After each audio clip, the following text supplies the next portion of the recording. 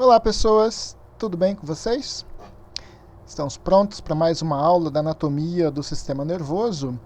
Na aula de hoje, dando continuidade ao tecido nervoso, nós vamos trabalhar um pouco com as células da glia, que são encontradas na parte central do sistema nervoso, ou simplesmente as células da glia do sistema nervoso central.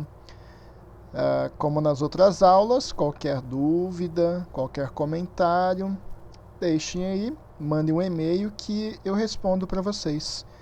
As informações, né, as características morfofuncionais das células, tanto de neurônios quanto de células da glia, vocês devem ter com mais profundidade, né, na disciplina de histologia. Né? Então, organelas, características, forma, né? Tudo isso, então, lá na histologia vai abordar de forma mais aprofundada com vocês.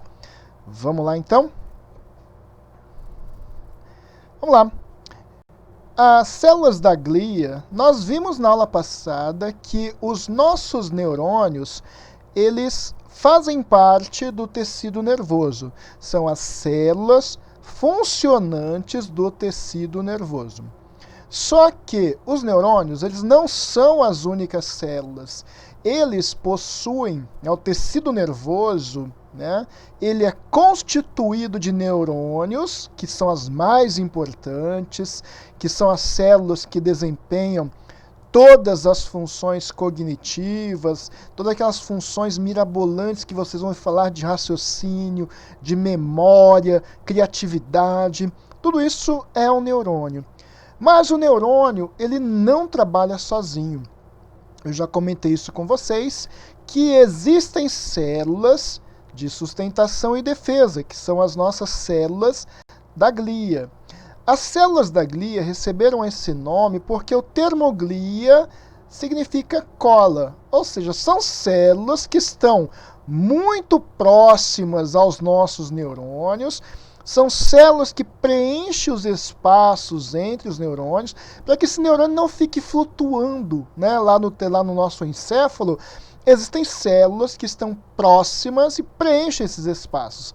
A essas células, né, nós chamamos então de células da glia. Então, elas são extremamente importantes para a funcionalidade dos neurônios. Como nós vamos ver nos próximos slides, né, cada célula da glia desempenha uma função específica. Cada célula da glia contribui com o funcionamento do neurônio, né, de diversas formas. E é isso que nós vamos estudar então. Né? Nós vimos que para que os nossos neurônios desempenhem suas funções, eles precisam da glia. Para que a glia exista, ela precisa do neurônio. Né? Nós já vimos que células que não têm função são células que estão fadadas a morrerem. Né? Então, as células da glia, a sua função, né, no conjunto todo, essas células são células que vão dar suporte funcional aos neurônios, ou seja, são células que vão auxiliar aos neurônios em suas inúmeras funções. Então, elas são extremamente importantes. E um detalhe que eu já devo ter comentado com vocês em aulas anteriores é que as células da glia são mais numerosas. Se você observar nessa imagem, nessa gravura aqui ao lado, o que está em azul é o neurônio. Todas as outras células que estão em volta são células da glia. Então são células muito mais numerosas do que os nossos neurônios. Para cada neurônio desse aqui, para cada um dos neurônios, existem aproximadamente 10 células da glia. Né? É um número bem grande, se nós formos parar para pensar. Uma outra característica importante é a capacidade de divisão celular após o nascimento. Nós sabemos que a neurogênese, a formação de novos neurônios, após o nascimento ou no indivíduo adulto, é um processo muito limitado a algumas áreas específicas do nosso encéfalo que eu vou comentar com vocês depois, né? Mas, para as células da glia, esse é um processo comum, né? Então, a divisão celular para as células da glia, ela é mantida. Tudo bem? Tranquilo até aqui? Então, vamos em frente. Nós vamos, então, agora estudar cada uma dessas células da glia que vocês estão vendo aqui. O seu nome, a sua característica e o mais importante, o papel que essa célula exerce para contribuir com a funcionalidade dos nossos neurônios. Vamos lá, então. As nossas células da glia, elas são divididas em dois grupos. Eu tenho as células da glia, como vocês puderam perceber, na parte central do sistema nervoso, coloquei aqui para abreviar o SNC, o sistema nervoso central, e nós temos as células da glia da parte periférica do sistema nervoso. Então são agrupadas em duas partes diferentes, células da glia do sistema nervoso central, células da glia do periférico. Na parte central, nós temos a micróglia ou microgliócitos. Então, alguns livros trazem o termo microgliócitos, outros livros, a grande maioria, traz como micróglia, que são essas células pequenas, altamente ramificadas aqui, ó. Então, aqui nós temos dois microgliócitos, ou duas micróglias. Nós temos os astrócitos, que vocês podem ver nessa cor em azul. São células muito numerosas também, então em grande quantidade ali na parte central. Tem uma função extremamente importante para as funções dos neurônios, né? Nós temos os oligodendrócitos, que são essas células grandes, óligo, uma célula grande, com um núcleo muito grande. E, por último, as células ependimárias, que são essas células aqui pequenas e com pseudocílios, com cílios. Então, lá de novo, a micróglia, o astrócito, o oligodendrócito e as células ependimárias. Percebam que todas essas células, de uma forma ou de outra, elas estão em contato com os neurônios e, dessa forma, elas auxiliam no funcionamento desses neurônios. Que nós podemos ver, então, dois neurônios grandes. Vocês já sabem a classificação morfológica desses dois neurônios, eu dei na aula passada. Então, esses neurônios são classificados como mesmo, né? Deixa no comentário aí, responda quem quiser, né? Quem não souber, volte na aula anterior.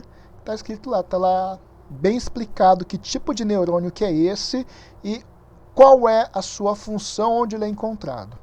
Beleza? Vamos em frente. Primeira das células, nós vamos começar então com a célula, uma das células mais importantes.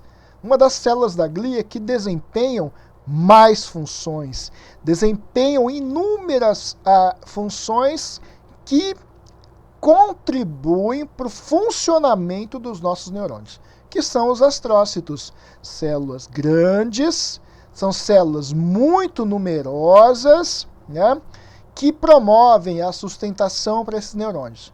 A gente pode pensar assim, poxa, mas é uma célula que só faz sustentação. Vejam, não é apenas a sustentação. A sustentação é a função primária desses astrócitos. A sustentação, o preenchimento é a função primária, mas eles desempenham outras funções que nós vamos estudar. Então, esses são os astrócitos.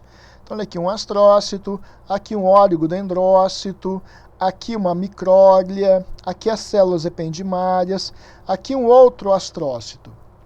Os astrócitos são divididos em duas classes: os astrócitos fibrosos e os astrócitos protoplasmáticos. Então, astrócito protoplasmático e aqui um astrócito fibroso. A diferença entre eles é a localização. Os astrócitos fibrosos são localizados na substância branca e os astrócitos protoplasmáticos são localizados na substância cinzenta. O que são isso? Eu tenho aqui dois cortes, um corte frontal ou coronal do nosso encéfalo e um corte transversal da medula espinal. Nesses dois cortes, eu posso observar áreas mais escuras e áreas mais claras. Áreas mais escuras e áreas mais claras. Os astrócitos, as áreas mais claras, são chamadas, né, de substância branca. Por que substância branca? Porque nessa região nós não temos os corpos dos neurônios. Na substância branca é um local que não tem corpo de neurônio.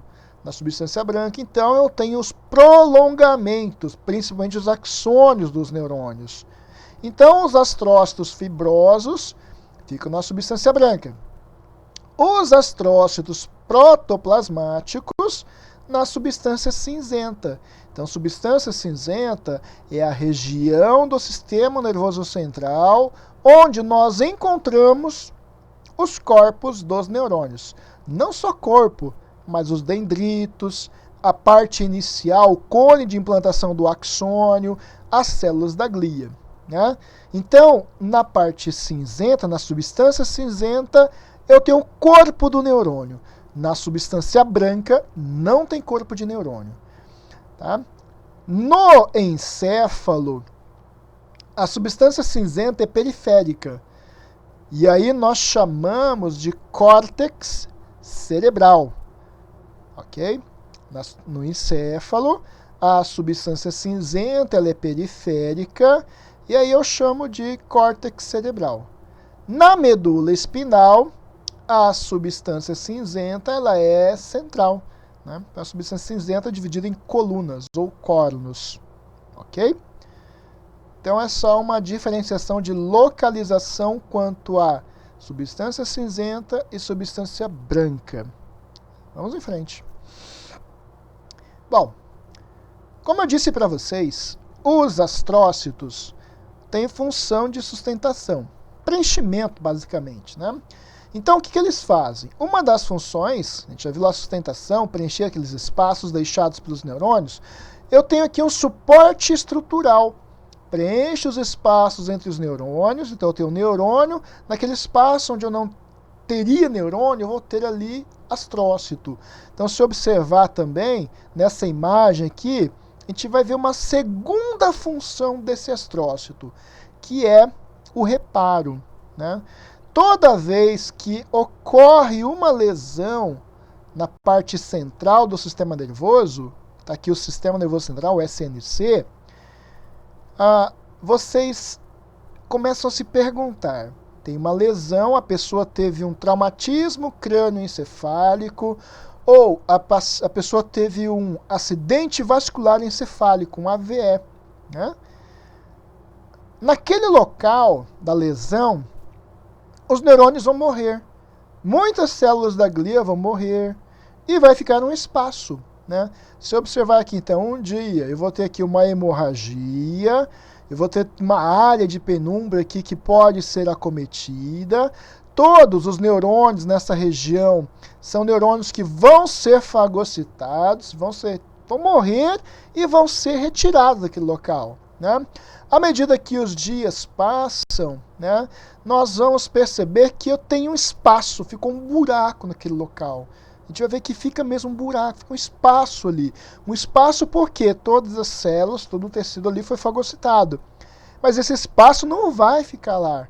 Não vai por quê? Porque vai formar uma cicatriz glial. Os astrócitos, eles vão formar aqui, ó, vão preencher esse lugar com uma cicatriz glial. Né?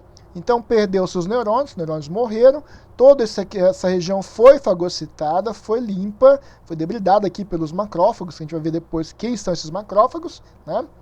E esse local todo aqui vai ser preenchido por uma cicatriz glial.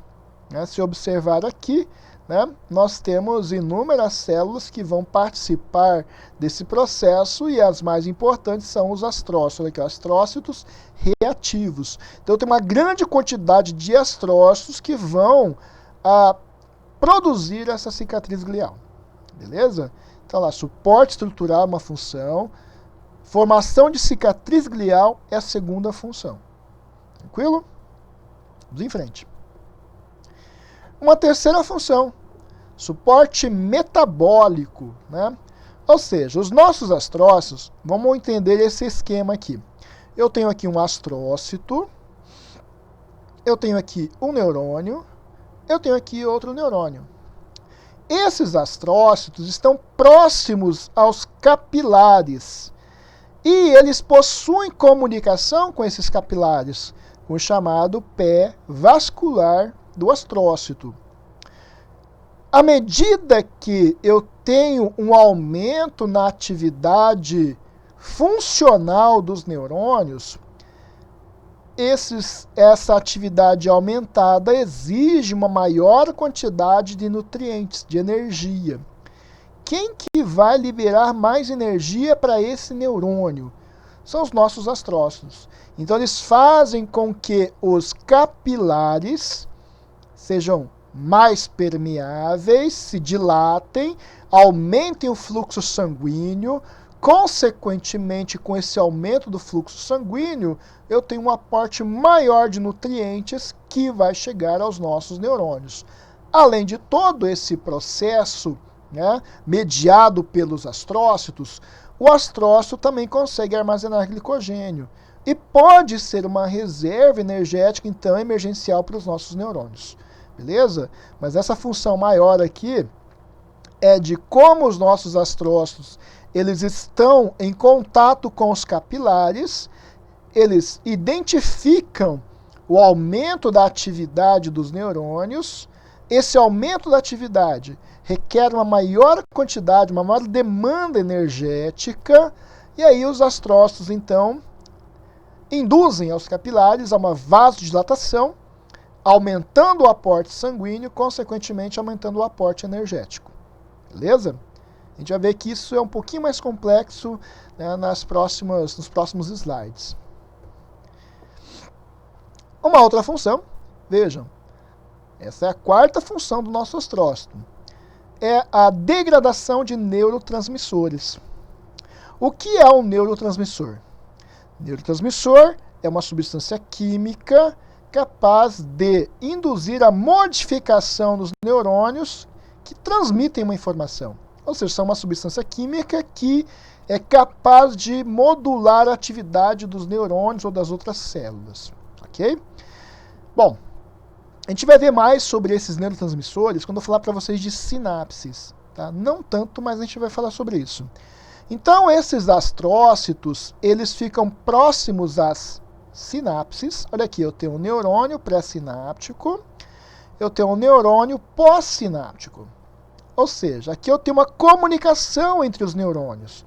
Uma sinapse nada mais é do que uma comunicação celular. Comunicação de um neurônio com outro neurônio. E essa comunicação é mediada por uma substância química que é liberada. Olha aqui, eu tenho a substância química, ela vai ser liberada num local chamado de fenda sináptica, vai se ligar a um receptor e vai passar uma informação. Né? Qual informação? Ou uma informação que vai estimular o próximo neurônio, ou uma informação que vai inibir o próximo neurônio. Né? Pode ser excitatório ou pode ser inibitório. A gente vai ver isso depois. Então, essa substância química aqui, ela tem um tempo de vida curto. Né? Ela vem, se liga ao receptor, passou a informação, solta. Né? E é liberada uma grande quantidade desses neurotransmissores. São muitos liberados. O excesso de neurotransmissores, após todo o processo de comunicação celular ter ocorrido, esses neurotransmissores vão ser degradados por enzimas específicas. Grande parte deles vão ser degradados pelas enzimas. Uma parte desses neurotransmissores vão ser degradados pelos astrócitos. Então, o astrócito coleta esses neurotransmissores, quebra esses neurotransmissores em moléculas menores e os produtos residuais, que são importantes, são devolvidos para o neurônio. Devolvidos para quê? Para a produção de novos neurotransmissores. Então, a ideia não é excluir tudo. A ideia aqui é reciclar. Então, o que o astrócito está fazendo? Ele está reciclando o neurotransmissor. Ele está pegando um produto finalizado, quebra esse produto finalizado, que é um neurotransmissor, quebra em moléculas menores e forma uma matéria-prima. Essa matéria-prima vai ser devolvida para o neurônio para produzir novos neurotransmissores. É um processo que já existe, né? É como se você pegasse uma embalagem reciclável e devolvesse para o reciclador. Né? Então, você seria o astrócito nesse caso. Pega um produto finalizado, devolve lá para o reciclador, ele vai quebrar esse reciclador, esse produto, né? Transforma em matéria-prima para ser novamente utilizada para a produção de um novo produto, de um novo neurotransmissor. Beleza? Vamos em frente. Uma outra função para o nosso astrócito, vejam, é uma célula importante. Eu disse para vocês que os astrócitos são as nossas células da glia, das mais importantes que nós temos. E essa função, eu acho ela incrível. Né? Ou seja, o astrócito, ele realiza o que nós chamamos de barreira hematoencefálica. Ou seja, a barreira que existe entre o sangue e o tecido nervoso. Como que isso acontece? Olha aqui nessa imagem. Eu tenho um neurônio. Estão vendo? Eu tenho um capilar sanguíneo, em vermelho. E eu tenho um astrócito aqui em verde. Agora vejam que detalhe. No astrócito, ele tem prolongamentos. Esses prolongamentos estão conectados no capilar e estão conectados no neurônio. O que nós chamamos de pé neuronal e pé vascular do astrócito. Então, o astrócito está ligado ao capilar pelo seu pé vascular e está ligado ao neurônio pelo seu pé neuronal. Beleza, tá aí tranquilo. Identifiquei as estruturas dessa barreira. Então, essa é a barreira. Para que ela serve, então? Como eu disse para vocês lá no slide anterior, quando eu falei do metabolismo, né? Quando eu tenho um aumento da atividade neuronal, esse aumento da atividade neuronal requer um aumento de energia. Significa um gasto de energético maior. E eu disse para vocês que quem regula isso é o astrócito.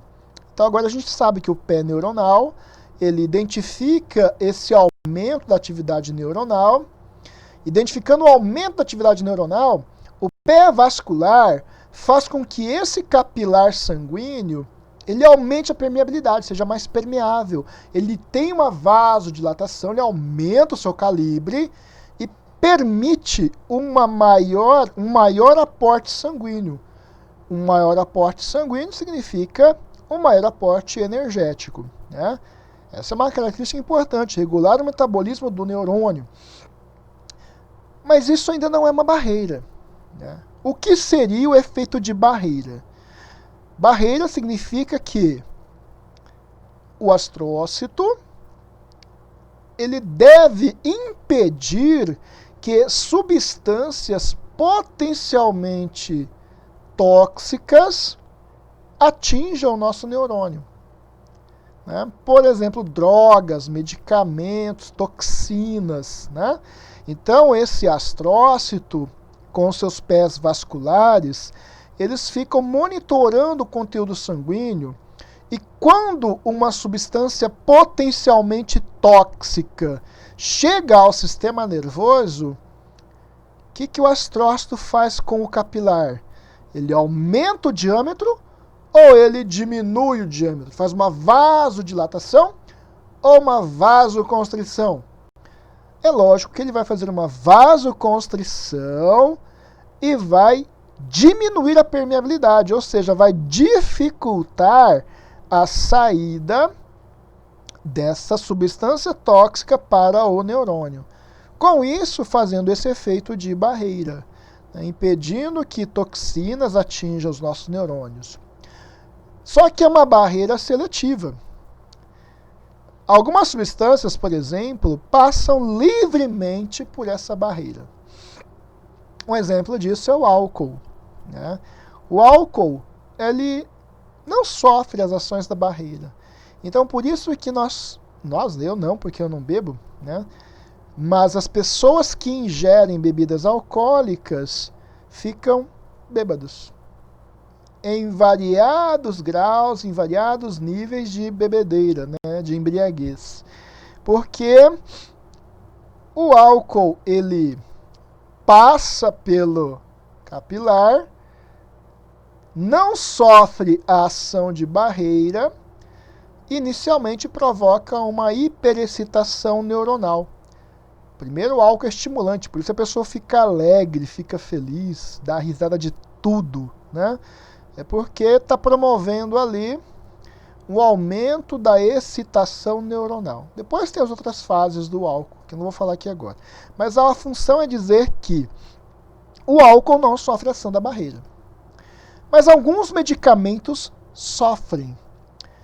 Por exemplo, o medicamento para o tratamento da doença de Parkinson, que nós chamamos de levodopa ou L-dopa. Levodopa é um medicamento que serve para o tratamento de Parkinson e ele sofre a ação da barreira. De todo medicamento que é ingerido pela pessoa, pelo indivíduo, pelo doente, portador de Parkinson, cerca de 10% efetivamente vão chegar aos neurônios. 90% ficam presos na barreira. E essa barreira, ela, à medida que o tempo de uso vai passando, ela vai tornando-se mais resistente.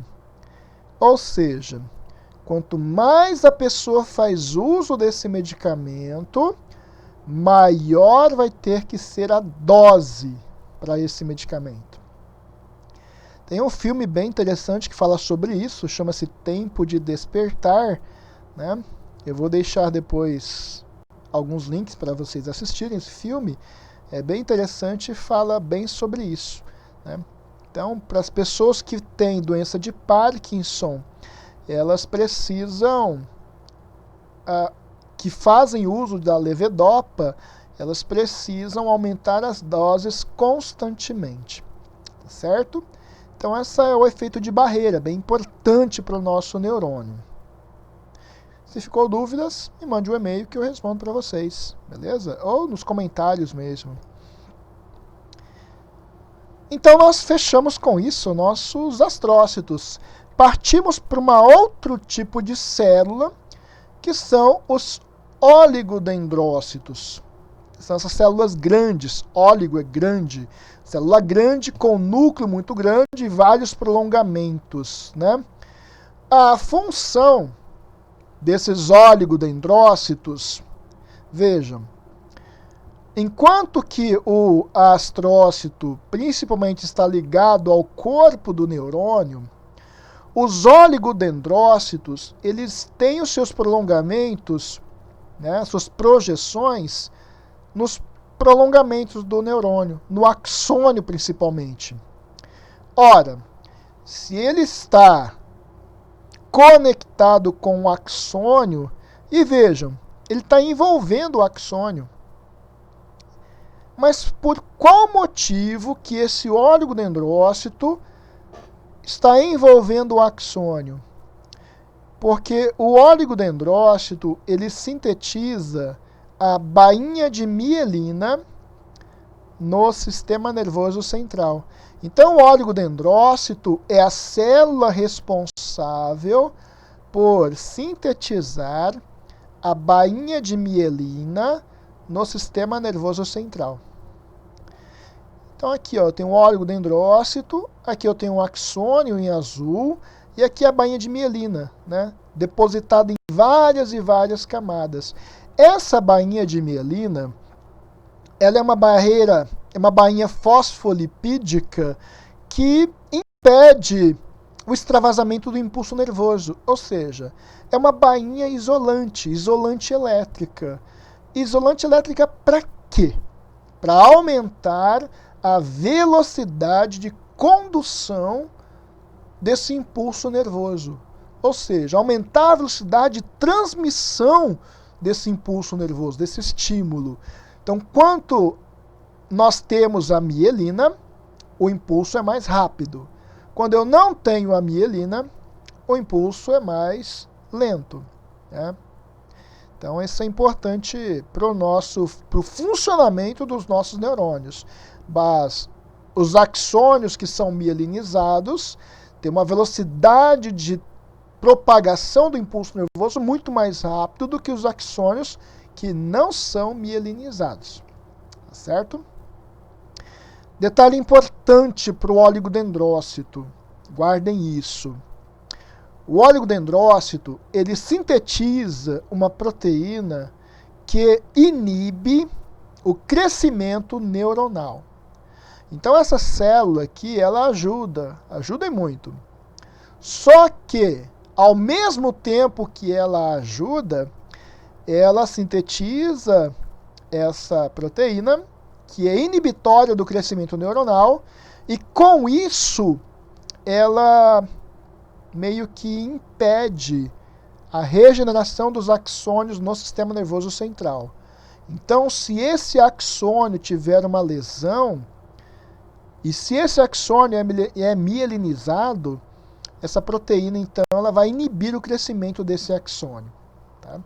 Isso é bem importante, principalmente para evitar a formação, né, o crescimento exagerado desses axônios.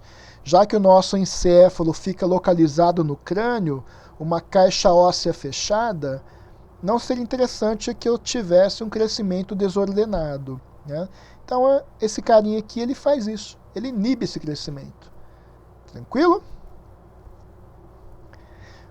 Um outro grupo de células, que é muito importante para nós, são as micróglias. Micróglias são as menores e mais abundantes, junto com os astrócitos, né, são as células da neuróglia do sistema nervoso central. Então, junto com os astrócitos, as micróglias são as mais abundantes, né, são as que estão em maior quantidade. Elas são fagócitos, ou seja, lembra quando eu disse para vocês, né, lá naquela imagem, falando assim, olha, os astrócitos, eles têm função de reparo, porque eles preenchem os espaços, né, deixados em caso de uma lesão, formando uma cicatriz glial. E eu disse que tinha um grupo de macrófagos lá que faria essa fagocitose. Na verdade, o termo macrófago, né, nós vamos chamá-los de micróglia. Então, a micróglia são os fagócitos ou os macrófagos presentes na parte central do sistema nervoso. Ainda existe muita discussão sobre isso, né? Mas diferente do que as outras células, essas micróglias, elas são derivadas de monócitos, beleza? Então a função delas é defesa, não só fagocitose de células mortas, mas de micro-organismos potencialmente patogênicos também, ok? Vamos lá. As células ependimárias são células pequenas, revestem as cavidades encefálicas e espinal. Essas cavidades encefálicas nós chamamos de ventrículos cerebrais ou ventrículos encefálicos, né? E elas participam da formação do líquor. Não é licor, tá? Não é aquele licor que você coloca lá para beber. É líquor ou líquido cerebroespinal, certo? Então aqui são as células ependimárias. Nós vamos ter uma aula só sobre líquor, não se preocupem. Essa imagem, então, aqui mostra, aqui nessa imagem primeira aqui, o que vocês estão vendo em azul está projetando para o interior do encéfalo. O que está em azul são os ventrículos encefálicos. São as cavidades presentes no nosso encéfalo. E essas cavidades são elas que são revestidas pela micróglia. São elas que são, pelas células ependimárias. E é nessas cavidades que ocorre a produção do líquor. Então eu tenho dois grandes ventrículos, né? Ventrículos chamados de ventrículos laterais, o primeiro e o segundo. O terceiro ventrículo bem aqui no meio. Então, primeiro, segundo, né? O esquerdo é o primeiro, o direito é o segundo. O terceiro aqui no meio, o terceiro ventrículo. O quarto ventrículo fica aqui no tronco encefálico. Depois eu tenho aqui no canal central da medula. Então aqui eu tenho um corte transversal do encéfalo, mostrando essa cavidade, que são os ventrículos laterais, os ventrículos encefálicos. Nós já vimos, né, o córtex cerebral, substância cinzenta, e a substância branca. Tudo bem? Essa outra imagem, nós podemos observar isso. Aqui o canal central da medula. Então aqui a medula, substância branca e substância cinzenta. Bem no meio dela tem um canal, que é esse canal aqui. E esse canal ele é revestido pelas células ependimárias, que são as células aqui. Essas células ependimárias, elas se associam com capilares sanguíneos, com uma meninge chamada de pia mater, para formar o chamado plexo coroide. Então, células ependimárias, capilar sanguíneo e pia mater constituem para nós o plexo coroide. E esse plexo coroide é ele quem vai produzir, então, o líquor. Beleza? Espero que vocês tenham gostado dessa aula. Se vocês ficaram com alguma dúvida, algum assunto não ficou muito bem esclarecido, deixe nos comentários, me mande um e-mail que nós discutimos. Tá certo? Na nossa próxima aula, nós vamos falar sobre as células da glia na parte periférica do sistema nervoso. Uma boa aula para vocês, um excelente dia e até mais!